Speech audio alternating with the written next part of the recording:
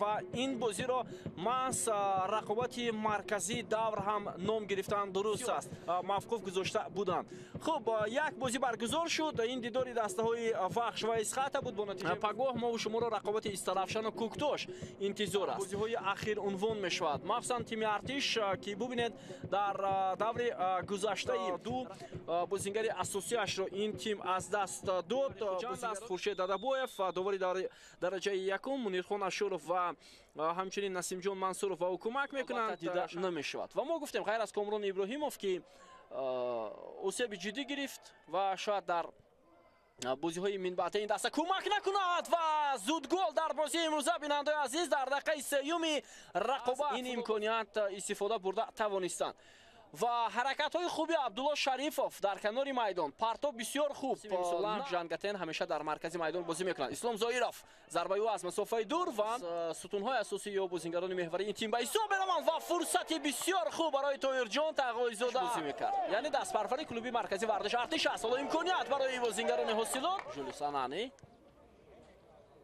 خیلی پاس‌های کوتاه و امکانیت خوب برای دسته ارتش. ببینید که چگونه در نزدیک جنگتن امکانیت شیراز شریفوف و امکانیت بسیار خوبی گلزنی در دقیقه 17 جوابگو می شود با طلبات بازی های لیگ عالی. فرصت برای شریدین بابایف، حمله نوبتی بازیگران دسته حاصلات، پرتاب به جریمه گفت و دروازه‌بان و گزارش بسیار خوبی شیراز شریفوف. ادامه حمله دسته ارتش میبینیم و منتظر می شود و ضربه بسیار کپا و باز یک امکانیت دیگر. فرصت برای دسته حاصلات شریدین بابایف ولی و بسیار عالی بازی میکنه شیراز شریفوف. حالا از خطرناکترین بازیگر دسته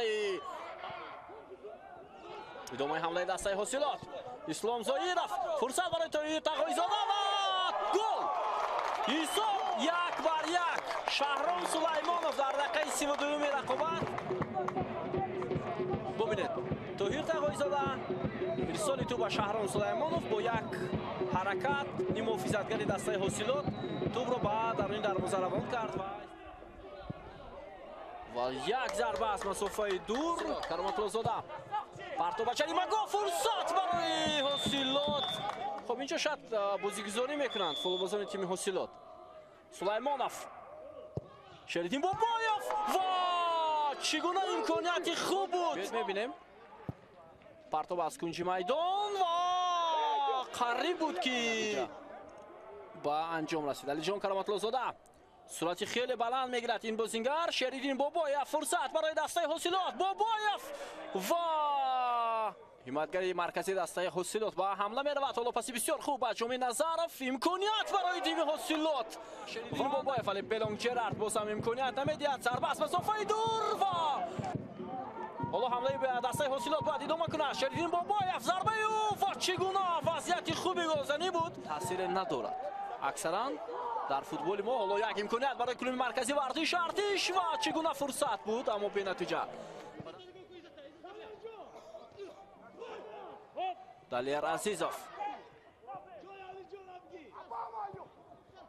و اینجا افساید هست یا نه؟ افساید. ادامه حمله دسته حاصلات رامیش جلیلوف، پرتاب به جریمه گاه. فرصت برای حاصلات و پرتاب بلندی دلیر یادگاروف. امکانیت بود برای بازیگران حاصلات. حالا بیا توجه میکنیم سعید امیر علیف و با همین وقت به انجام میرسد. بیننده عزیز فکر میکنم نتیجه مساوی ارزنده بود برای هم کلوب مرکزی ورزش ارتش و هم دسته حاصلات.